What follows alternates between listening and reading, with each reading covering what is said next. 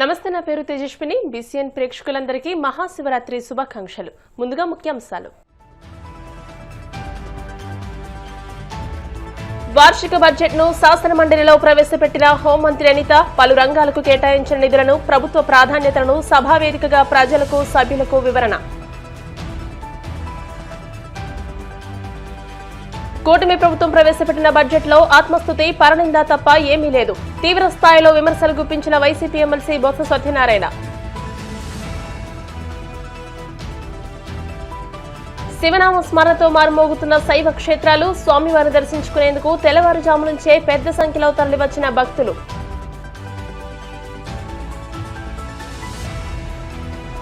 వాడపల్లి వెంకన్నాలయంలో ప్రత్యేక పూజలు. మంగళ వాయిద్యాల నడుమ శ్రీ స్వామి అమ్మవార్లకు మేలుకొల్పు సేవ, ఐశ్వర్యలక్ష్మి హోమం. శాసనమండలిలో వార్షిక బడ్జెట్ను హోంమంత్రి అనిత ప్రవేశపెట్టారు. ఉదయం 11:30 చైర్మన్ మోషన్ రాజు అధ్యక్షతన మండలి సమావేశం ప్రారంభమైంది. ఆ వెంటనే చైర్మన్ బడ్జెట్ను సభలో ప్రవేశపెట్టేందుకు అనుమతించడంతో వార్షిక బడ్జెట్ను మంత్రి అనిత చదివి వినిపించారు. బడ్జెట్ ప్రవేశపెట్టడం పూర్తయిన వెంటనే సభను మంగళవారానికి చైర్మన్ వాయిదా వేశారు. గౌరవ ముఖ్యమంత్రి గారికి, గౌరవ ఉప ముఖ్యమంత్రి గారికి, అదేవిధంగా గౌరవ సభ్యులందరికీ కూడా పేరు పేరు నమస్కారాలు తెలియజేసుకుంటూ 2026-27 ఆర్థిక సంవత్సరానికి బడ్జెట్ ప్రతిపాదనల్ని ఈ గౌరవ సభ ఆమోదం కోసం ప్రవేశపెడుతున్నాను.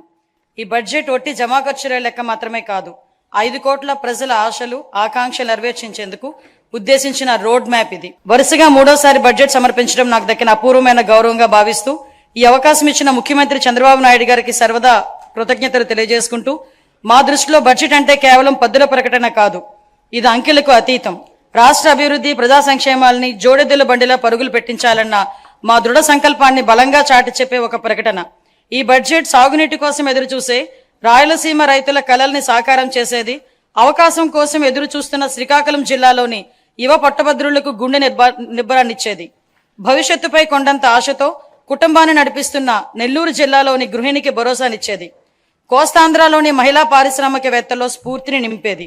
దీనిలో ప్రతిపాదించే ప్రతి రూపాయి రాష్ట్ర ప్రజల ఆశలు, ఆకాంక్షల్ని సాకారం చేసేందుకు ఉద్దేశించింది. గత ప్రభుత్వ విధ్వంసకర పాలన చేసిన లోతైన గాయాలు, మిగిల్చిన చేదు అనుభవాలు మనం ఏం చేయకూడదో నిరంతరం గుర్తు చేస్తున్నాయి. గత ప్రభుత్వ దుష్ట పరిపాలన వల్ల రాష్ట్రానికి జరిగిన భారీ నష్టాన్ని, ఆర్థిక విధ్వంసాన్ని గమనంలో ఉంచుకొని 2024 సంవత్సర బడ్జెట్ ప్రవేశపెట్టాను. గత ప్రభుత్వం మిగిల్చిన గాయాలను మాన్పి 5 ఏళ్ల విషాదాన్ని దాటుకుని రాష్ట్రాన్ని పునర్నిర్మాణం దిశగా నడిపించేందుకు 2024 బడ్జెట్ బలమైన పునాది వేసింది. 2025 బడ్జెట్ స్వర్ణాంధ్ర 2047 లక్ష్యానికి అనుగుణంగా రాష్ట్రాన్ని అభివృద్ధి పదంలో నడిపింది. అంత భారీ విధ్వంసానికి గురైన రాష్ట్రాన్ని పునర్నిర్మించేందుకు 2 ఏళ్లు చాలా తక్కువ సమయం. 2014లో జరిగిన అహేతుక విభజన రాష్ట్రానికి తగిలిన మొదటి దెబ్బ అయితే 2019-24 మధ్య అప్పటి ప్రభుత్వం చేసిన దుష్పరిపాలన రాష్ట్రానికి తగిలిన మరో పెద్ద షాక్. గత ప్రభుత్వం చేసిన ఆర్థిక విధ్వంసం, అపసవ్య విధానాలు, పాలకుల అసమర్థత రాష్ట్రాన్ని మరింత ఇబ్బందుల్లో కూరుకుపోయేలా చేశాయి. ఇన్ని సవాళ్లను ఎదుర్కొంటూ కూడా కూటమి ప్రభుత్వం అనుసరించిన నిర్మాణాత్మకమైన విధానాల వల్ల 2024 జూన్ నుంచి 20 నెలల్లో రాష్ట్రం అద్భుతమైన అభివృద్ధి పదంలో సాగిందని చెప్పడానికి గర్వపడుతున్నాను. ఇప్పటి వరకు మనం ఏం సాధించాం, ఇప్పుడు ఎక్కడున్నాం, ఇంకా చేయాల్సిందేంటి అన్న అంశాన్ని కూలంకషంగా మదింపు చేసుకొని ఈ బడ్జెట్ రూపొందించాం.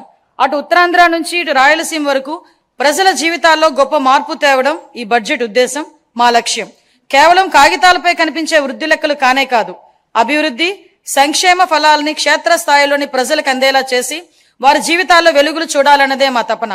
విధ్వంసం నుంచి వికాసం దిశగా 2024 జూన్ నుంచి ఇప్పటి వరకు సాగిన అభివృద్ధి ప్రయాణం నిజంగా అద్భుతం.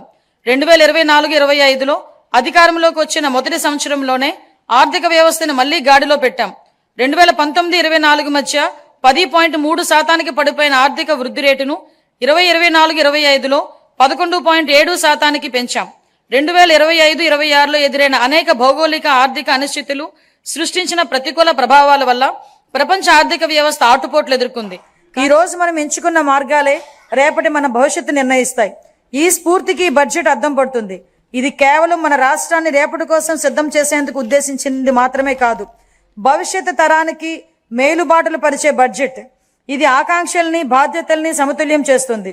ఈ బడ్జెట్ కేవలం వృద్ధి లెక్కలు చెప్పేది మాత్రమే కాదు, ఇది రాష్ట్ర భవిష్యత్ ఆర్థిక గమనాన్ని లక్ష్యాన్ని బలంగా చాటు చెప్తుంది.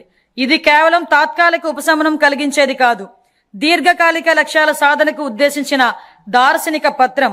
ఆంధ్రప్రదేశ్ను భవిష్యత్తు సవాళ్లకు ధీటుగా బలమైన స్వాలంబన కలిగిన రాష్ట్రంగా తీర్చిదిద్దేందుకు రూపొందించిన బడ్జెట్ ఇది. పరిపాలన అంటే అధికారం చలాయించడం కాదు, ప్రజలకు సేవ చేయటం. ఈ బడ్జెట్ ని మనం దీని పరిమాణాన్ని బట్టి కాకుండా ఎంత నిబద్ధతతో దీన్ని అమలు చేశామన్న దాన్ని బట్టి చూడాలి.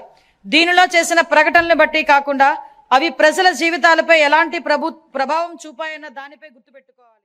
అసెంబ్లీలో కూటమి ప్రభుత్వం ప్రవేశపెట్టిన 3.32 లక్షల కోట్ల బడ్జెట్ చూస్తే అంతా ఆత్మస్తుతి, పరనింద తప్ప ఏమీ లేదని వైసీపీ ఎమ్మెల్సీ బొత్స సత్యనారాయణ విమర్శించారు. బడ్జెట్లో 100 సార్లు చంద్రబాబు పేరు, 75-80 సార్లు లోకేష్ పేరు, 20 సార్లు పవన్ కళ్యాణ్ పేరు ప్రస్తావించారని అన్నారు. గత సంవత్సరం రైతులు తీవ్ర ఇబ్బందులు ఎదుర్కొన్నారని, పొగాకు, మిర్చి, మామిడి, జొన్న ఇలా ఏ ఒక్క పంటకు మద్దతు ధరను అందించలేకపోయారని అన్నారు. రైతు ఓ పంట వేస్తే ప్రభుత్వం ఆదుకుంటుందనే ధైర్యం, స్థైర్యం పోగొట్టారని ధ్వజమెత్తారు. ఆత్మస్తుతి పరనింద అంటే వాళ్ళు పొగుడుకోవడం, గత ప్రభుత్వం అని చెప్పి మా మీద వచ్చి నిందలు. ఈ ప్రభుత్వాన్ని ఎందుకు ఇచ్చారు? గత ప్రభుత్వం మంచి చేసిన పక్క పెట్టి నువ్వు ఉద్ధరిస్తావని కదా, మీరు ఉద్ధరిస్తారని కదా మీకు అధికారం ఇచ్చారు అని చూస్తే ఒక 100 సార్లు వచ్చి చంద్రబాబు నాయుడు గారి పేరు, ఒక 75-80 సార్లు వచ్చి లోకేష్ గారి పేరు, ఒక 50 సార్లు వచ్చి నరేంద్ర మోడీ గారి పేరు, ఒక 20 సార్లు వచ్చి పవన్ కళ్యాణ్ గారి పేరు. అసలే ఏ సెక్షన్ కూడా రైతాంగానికి సంబంధించి బడ్జెట్ లాస్ట్ ఇయర్ ఎన్ని సమస్యలు వచ్చాయి, ఎంత ఇబ్బందులు వచ్చాయండి రాష్ట్రంలో. ఏ ఒక్క దానికి మద్దతు ఇచ్చిన నేపథ్యం ఉందండి? పొగాకు కానీ, కోకోకు కానీ, మిర్చికి కానీ, మామిడికి కానీ, జొన్నలకు కానీ ఎక్కడైనా సరే మా కంట్రిబ్యూషన్ చేశారా? చేయలే. గొప్పగా చూపెడతారు మేము వచ్చి 400 కోట్లతో చేసామని చెప్పి. అక్కడ ఎలాంటి వీధిలోకి రైతులు చెప్తారు? అంతా కూడా అంకెల గారడి, వాస్తవికత పూర్తిగా ప్రభుత్వం బాధ్యత. ఈ బడ్జెట్ వల్ల సామాన్య కానీ మధ్యతరగతి ఏ ఒక్కరికి కూడా ఏ వేసమెత్తి మేలు కూడా జరిగేది కాదు. తిరిగి వారి జీవితాలు గడమే పరిస్థితిని కల్పించి చాలా దురదృష్టం. వీటన్నిటిని రాబోయే సెషన్స్లో అన్ని విషయాలు కొలంగా మాట్లాడతామని మీ ద్వారా రాష్ట్ర ప్రధానికి వారు చేసినవి చెప్పుకునే అవకాశం లేక, ఏమి చేస్తామో కూడా స్పష్టత లేక, ఈరోజు ఇచ్చినటువంటి బుక్ చదివితే ఒక 4వ తరగతి 5వ తరగతి పిల్లల యొక్క సోషల్ స్టడీస్ బుక్ ఎలా రాస్తారో, చరిత్రలు, ఊహలు, ఊహాగానాలు ఇవి తప్ప స్పష్టంగా మేము ఇది చేశాం, మేము ఇది చేయబోతా ఉన్నాం అని చెప్పుకునే ధైర్యం లేక ఈ పుస్తకంలో ఉన్నటువంటిది ఒక చరిత్ర రాసినట్టుగా రాసుకున్నారే తప్ప ఒక్క దాంట్లో కూడా క్లారిటీ లేనటువంటి అభిప్రాయం కూడా కలుగుతుంది. అదే మీరు 2019-24 మధ్య వైఎస్ఆర్సీపీ గవర్నమెంట్లో ఉన్నటువంటి ఈ బడ్జెట్ ప్రసంగాలు కనుక చూస్తే ఇంచుమించుగా 100 పాయింట్లతో చేసినవి కానీ చేయబోయేటివి కానీ వాటన్నింటి మీద అంకెలతో సహా స్పష్టత ఇచ్చినటువంటి మనం అటువంటి చూసిన తర్వాత ఈ రోజు వీళ్ళు అన్నీ కూడా ఒక మాయాబజార్ సినిమా లాగా వీళ్ళని తలపించేలాగా ఈ బడ్జెట్ ప్రసంగాన్ని కూడా ఈరోజు ఇవ్వడం కూడా జరిగింది. ప్రధానంగా చూస్తే మొట్టమొదటి పాయింట్కి వచ్చేటప్పటికి 3,32,205 కోట్లతో ఈరోజు బడ్జెట్ ప్రవేశపెట్టినారు. ఈ విధంగా చూస్తూ ఉంటే అత్యంత ఘోరమైనటువంటి బడ్జెట్గా ఈ బడ్జెట్ మనం చెప్పొచ్చు. కానీ అప్పుల్లో చూసేటప్పటికి విపరీతమైనటువంటి చేంజెస్ ఉన్నాయి.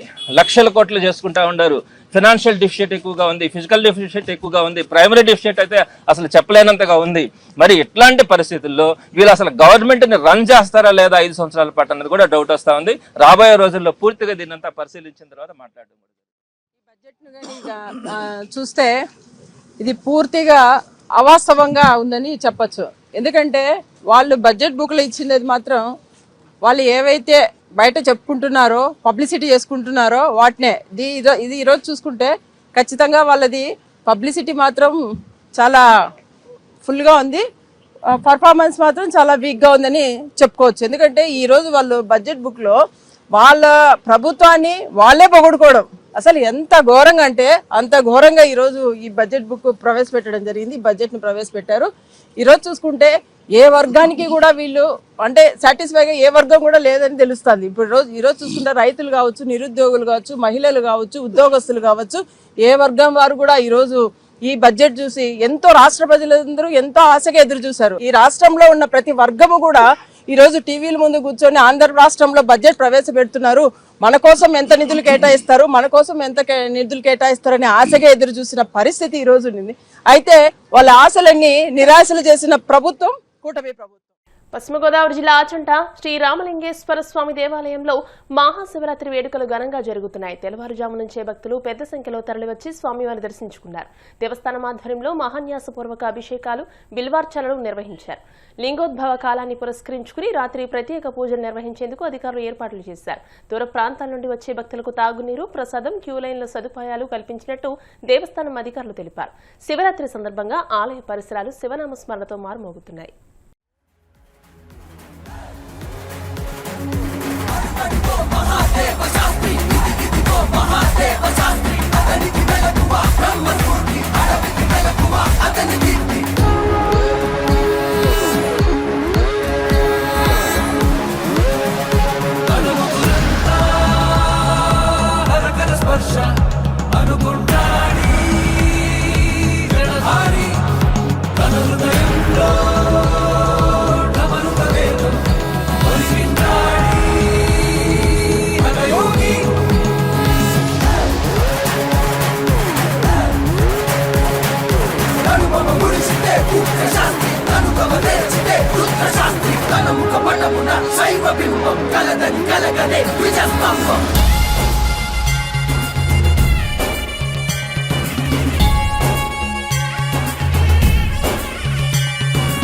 ఓం నమః శివాయ